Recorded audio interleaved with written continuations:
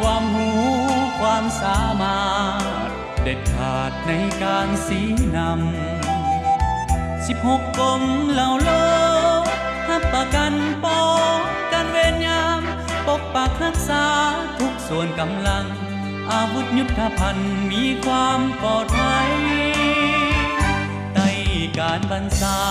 กรมใหญ่เสนาวางแผนโหบด้านทหารทุกเหล่าเกี่ยมพ้องประจันบานอาถรรพ์ป้องกันซาหากภัยล่วงล้ำน้านำหน้าดินและถึงอากาศกาใส่สิทธิ์ของความหักษาดสู้อย่างองอาจเพื่อชาติร่มเย็น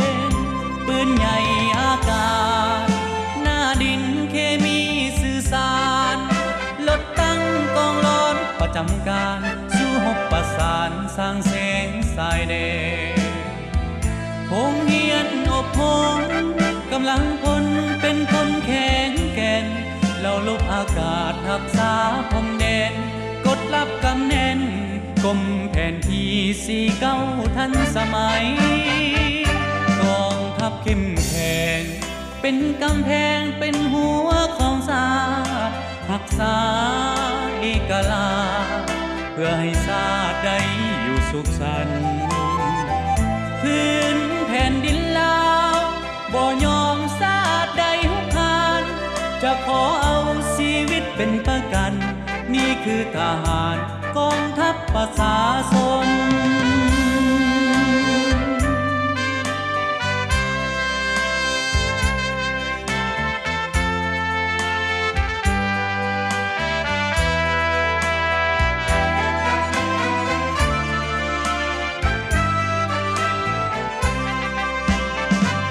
ปืนใหญ่อากาศหน้าดินเคมีสื่อสารลดตั้งกองร้อนประจำการสู้หบประสานสร้างแสงสายแดงพงเฮียนอบพงกำลังพลเป็นคนแข็งแกร่งเราลบอากาศรักษาพรมแดนกดรับกำแน่น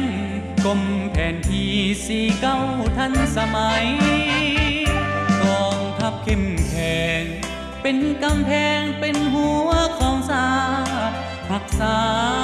เอกราชเพื่อให้ชาติได้อยู่สุขสันต์พื้นแผ่นดินลาวบ่ยอมชาติใดหุกคานจะขอเอาชีวิตเป็นประกันนี่คือทหารกองทัพประชาชนนี่คือทหาร